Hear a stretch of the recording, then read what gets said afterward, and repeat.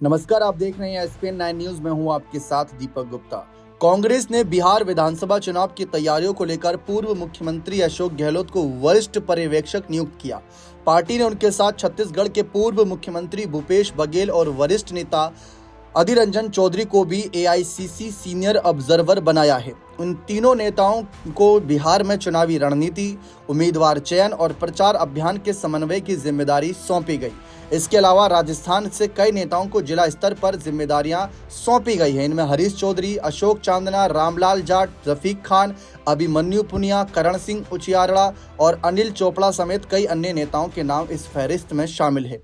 Party संगठन ने इन नेताओं को जिला पर्यवेक्षक के रूप में नियुक्त करते हुए बूथ स्तर तक संगठन को मजबूत करने और चुनावी प्रबंधन को गति देने का निर्देश दिया है। जिम्मेदारी के मिलने के बाद अशोक गहलोत ने मीडिया से अपनी बात रखी और साफ कहा कि पार्टी जो हुक्म देती है वो तो कह रखा है कि आपको वो पार्टी जब कोई आदेश जारी करती है तो हमारा धर्म बनता है, हमारा कर्तव्य बनता है कि कैसे हम उसको निभाएं। तो वो हमारी बातचीत शुरू हो गई आपस के अंदर और हम लोग कल परसों आपस में मिल भी रहे हैं या वीडियो कॉन्फ्रेंसिंग कर रहे हैं। तो हमने जो कार्रवाई करनी थी वो प्रारंभ कर दी है, बातचीत शुरू हो गई है। उन्होंने आगे कहा कि मैं समझता हूं कि चुनाव को हम सबको चुनौती के रूप में लेना चाहिए, क्योंकि जिस प्रकार का माहौल देश में बन गया है उससे लोग चिंतित थे। वोट चोरी के आरोप लगे हैं। 65 लाख वोटरों के अंदर वो कह रहे थे कि बाहर के लोग आ गए हैं, इसीलिए कटे हैं। इसी इलेक्शन कमीशन बता नहीं पा रहा कि भाई कौन सा विदेशी आ गए थे। तो ये सवाल यहाँ पर इस समय गहलोत साहब ने पूछे। यानी एक बात साफ है कि अशोक गहलोत का साफ कहना है कि पार्टी जो हुक्म देती है वो तो कह रखा है आपको, यानी कि साफ है कि हम उसको एक धर्म समझकर निभाएंगे।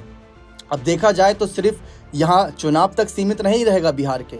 अगर बिहार चुनाव में कांग्रेस का प्रदर्शन बेहतरीन रहता है तो जरूर गहलोत साहब, भूपेश बघेल और अधीर रंजन चौधरी पर कांग्रेस की नजरें रहेंगी। फिर इनको भविष्य में भी आगे उसी लिहाज से जिम्मेदारी सौंपी जाएगी, क्योंकि जितना बड़ा कद उतना बड़ा पद। देखा जाए तो गहलोत साहब 3 बार राजस्थान के मुख्यमंत्री रह चुके हैं। ऐसी स्थिति में अब कांग्रेस इनको राष्ट्रीय स्तर पर भी आजमाना चाहेगी। हिंदी पट्टी राज्य बिहार में तो इनको आगे कर दिया है, लेकिन बाकी राज्यों में क्या आगे करेगी?